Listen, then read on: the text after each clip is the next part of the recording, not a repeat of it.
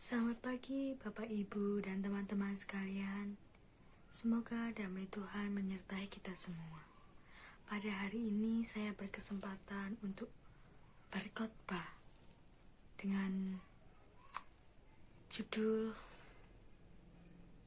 tema hari ini kita Yesus dimuliakan di atas gunung, yang diambil dari Markus 9 ayat 2-13. Mari kita dengarkan. 6 hari kemudian Yesus membawa Petrus, Yakobus, dan Yohanes, dan bersama-sama dengan mereka ia naik ke sebuah gunung yang tinggi. Di situ mereka sendiri saja. Lalu Yesus berubah-ubah di depan mata mereka, dan pakaiannya sangat putih berkilat-kilat. Tidak ada seorang pun di dunia ini yang dapat mengontang pakaian seperti itu. Maka nampaklah kepada mereka Elia bersama dengan Musa. Keduanya sedang berbicara dengan Yesus. Kata Petrus kepada Yesus, "Rabi, betapa bahagianya kami berada di tempat ini. Baiklah, kami didirikan 3 kemah. 1 untuk engkau, 1 untuk Musa, dan 1 untuk Elia." Ia berkata demikian sebab tidak tahu apa yang harus dikatakannya, karena mereka sangat ketakutan. Maka datanglah awan menaungi mereka, dan dari dalam awan itu terdengar suara, "Inilah anak yang kukasihi, dengarkanlah dia." Dan sekonyong-konyong waktu mereka memandang sekeliling mereka, tidak melihat seorang pun lagi bersama mereka, kecuali Yesus seorang diri. Pada waktu mereka turun dari gunung itu, Yesus berpesan kepada mereka, supaya mereka jangan menceritakan kepada seorang pun apa yang telah mereka lihat itu, sebelum Anak Manusia bangkit dari antara orang mati. Mereka memegang pesan tadi sambil mempersoalkan di antara mereka apa yang dimaksud dengan bangkit dari antara orang mati.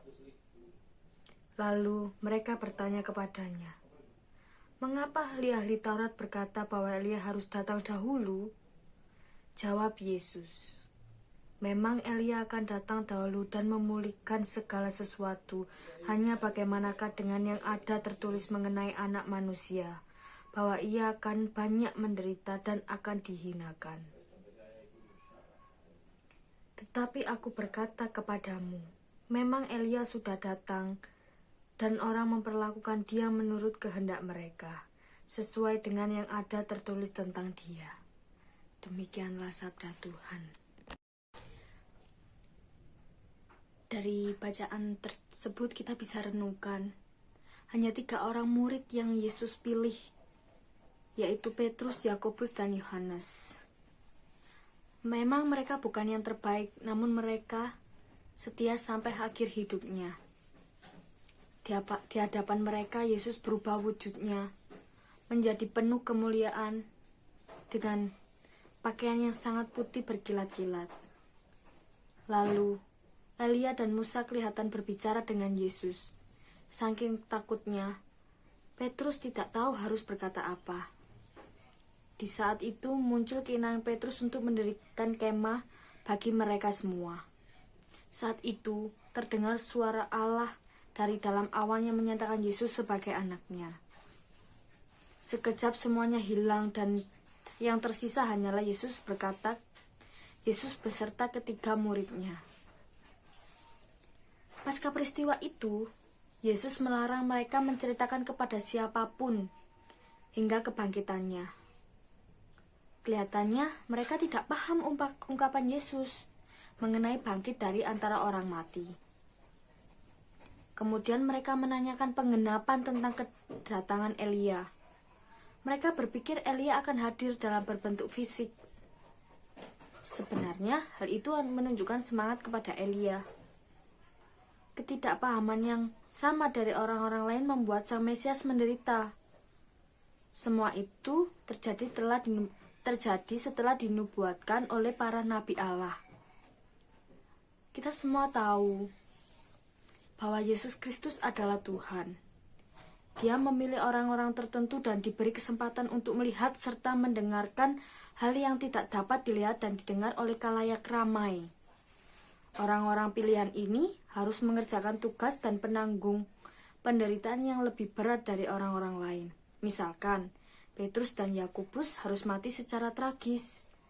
Sedangkan Yohanes hidup lebih lama dari yang lain untuk mencatat dan menyampaikan wahyu Tuhan kepada semua orang. Apapun pengalaman rohani yang dialami seyogianya tidak membuat kita menjadi sombong rohani. Bersyukur kepada Tuhan yang telah memilih kita dan mempercayakan berita kebenarannya.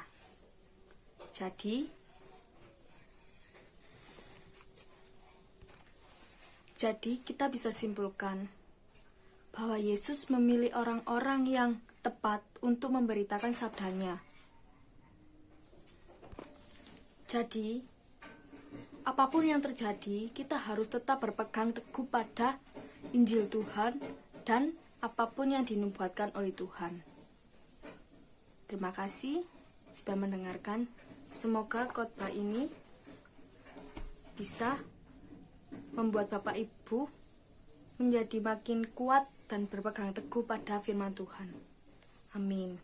Dalam nama Bapa, Putra, dan Roh Kudus. Amin.